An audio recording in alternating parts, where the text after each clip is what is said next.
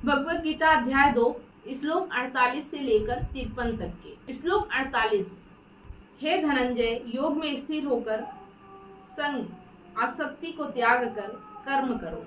सफलता और असफलता के समान भाव रखते हुए कर्म करने को ही योग कहा जाता है। तो यहाँ पे अभी कृष्ण अर्जुन को निष्काम कर्मियों के बारे में समझा रहे हैं और यहाँ जितने श्लोक में अभी बात की है उनमें सब में यही बातें हैं। श्लोक 49 में कहते हैं, हे धनंजय, बुद्धि योग से कर्म बहुत ही दूर है, इसलिए बुद्धि में शरण लेना चाहिए। फल की इच्छा करने वाले लोग कृपण होते हैं। श्लोक 50 में कहते हैं, जो व्यक्ति बुद्धि से युक्त होता है वह इस संसार में शुभ और अशुभ दोनों प्रकार के कर्मों को त्याग देता है। इसलिए योग के लिए प्रयत्न करो, क्योंकि योग ही कर्मों में कुशलता है। बुद्धि से युक्त और ज्ञानवान व्यक्ति कर्म के फल का त्याग करके जन्म और मृत्यु के बंधनों से मुक्त होकर उस परम पद को प्राप्त करते हैं जो दुख रहित है। श्लोक 51 में कहते हैं, 52 में कहते हैं, अब तुम्हारी बुद्धि मोह रूपी दलदल को पार कर जाएगी, तब तुम सुनी सुनाई बातों और वेदों के फल की ओर से विरक्त हो जाओगे। श्लोक 53 में कहते हैं, जब तुम्हारी बुद्धि जो श्रुतियों से विचलित हो जाती है स्थिर हो जाएगी और एकाग्र हो जाएगी, तब तुम योग की प्राप्ति कर लोगे। यहाँ पे आपने देखा कि पहले अध्याय में अर्जुन कृष्ण को अपनी व्यथा बताते हैं, कृष्ण आराम से सुनते हैं। दूसरे अध्याय में हमने देखा कि अर्जुन को कृष्ण बता रहे हैं और अर्जुन चुपचाप सुन रहे हैं। बस वो पहले तो व्यथा ही बता रहे थे, लेकिन दूसरे अध्याय में उन्होंने निश्चय ही कर लिया है कि अब वो युद्ध नहीं करेंगे। तो उन्हें अहम आत्मा की बात बताई। जब देखा कि इससे भी बात नहीं बनती तो उन्होंने क्षत्रिय धर्म का पालन करने के लिए बताया, समाज में तुम्हारा अपयश होगा, ऐसी बातें की। जब देखा कि इससे भी बात नहीं बन रही तो अब निष्काम कर्म योग की बात कर रहे हैं। अब कह रहे हैं कि ऐसा कर्म करो जिससे ना तुम्हें फल की इच्छा हो, ना तुम्हें पाप पुण्य का टेंशन हो। मतलब अंदर जो तुम्हारे ग्लानि हो रही है, जो अंदर तुम कर नहीं पा रहे हो, जो अंदर से तुम्हें विचलित कर रहा है, परेशान कर रहा है, जो तुम सोचने पे मजबूर हो गए हो कि क्या सही है और क्या गलत है, तो मैं तुम्हें निष्काम कर्मयोग की बात बता रहा हूँ। जब जिस कर्मयोग को करने से तुम्हें पाप पुण्य भी नहीं लगेगा, तुम्हें फल की इच्छा भी नहीं रहेगी, तुम मुक्त हो जाओगे। यहाँ पे अर्जुन को थोड़ी सी चीजें समझ में आ रही हैं।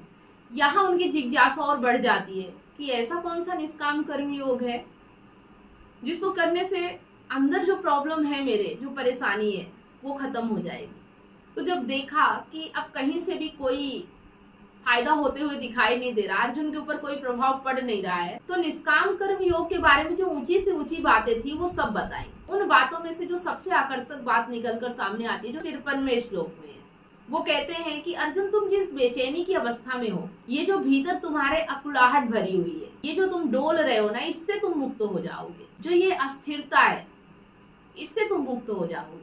तो ये बात अर्जुन को जच जाती है। अभी तक अर्जुन चुपचाप सुन रहे थे, कृष्ण बोल रहे थे, लेकिन जैसे ही 53वें श्लोक में उन्होंने बोला कि तुम अंदर जो तुम्हारे चल रहा है, जो अस्थिरता मची हुई है, जो विचलित हुए हो, उनमें शांति आ जाएगी, उन चीजों से तुम मुक्त हो जाओगे। तो उनके मन में लालच आया और बोल पड़े, अच्छा ऐसा क्या हो सकता है?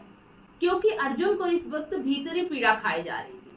बाहर की बातें तो उन्होंने सब कुछ कह लिया, कर लिया कि बाहर ऐसा होगा, वर्ण संकर पैदा होंगे, बहुत सारी बातें उन्होंने अध्याय 1 और अध्याय 2 तक कंप्लीट कर दी।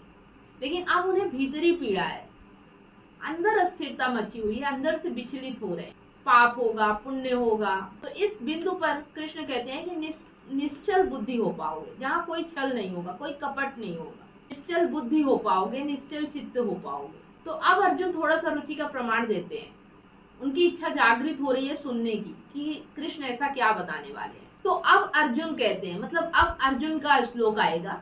अभी तक तो कृष्ण ही कह रहे थे, अब अर्जुन का श्लोक आएगा। अर्जुन कहते हैं, अच्छा बताइए। जैसा कि अभी तक था कि अर्जुन मुंह फेरे बैठे थे, उन्हें कोई बात समझ में नहीं आ रही थी। कृष्ण अपनी तरफ से बहुत कुछ समझाने की कोशिश कर रहे थे, लेकिन अर्जुन समझने को तैयार नहीं थे। उन्होंने तो निश्चय कर लिया कि युद्ध नहीं करना है, चाहे उसके लिए मैं लुट जाऊं, बर्बाद हो जाऊं, मेरा कत्ल हो जाए, मुझे कोई मार डाले, मैं भिक्षा मांग लूंगा, लेकिन युद्ध नहीं करूंगा, ऐसा उन्होंने निश्चय कर लिया था। तो अब अर्जुन को ऐसी बात समझ में आ रही, उनके कानों तक ऐसी बात चली गई है कि जिससे उनके अंदर की जो भीतरी तकलीफ है, जो भीतरी तड़प है, वो कम हो जाएगी, वो खत्म हो जाएगी।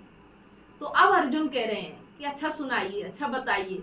तो जो अगला श्लोक हमारा आने वाला है, श्लोक 54, उसमें बात करेंगे स्थिर प्रज्ञ की।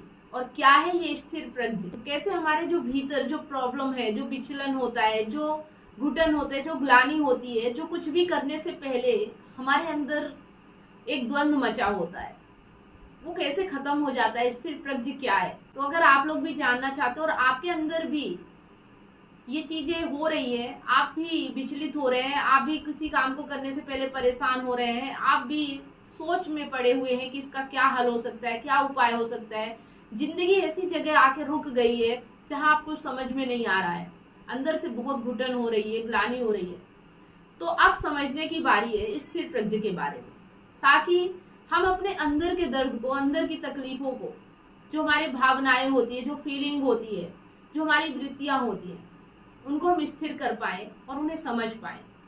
तो आप लोग आगे के श्लोकों में बने रहिए। आज के लिए बस इतना ही, मिलते हैं नेक्स्ट श्लोक में। स्थिर प्रज्ञ के बारे में जानते हैं क्या है।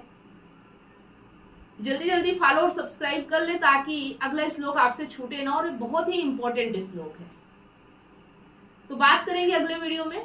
आज के लिए बस इतना ही। ये वीडियो आपको कैसा लगा कमेंट करके जरूर बताना, और आप इससे क्या सीख रहे हैं, अपनी सीख भी हमें जरूर साझा करें कमेंट के माध्यम से। मिलते हैं नेक्स्ट वीडियो में, तब तक आप सभी लोगों को धन्यवाद।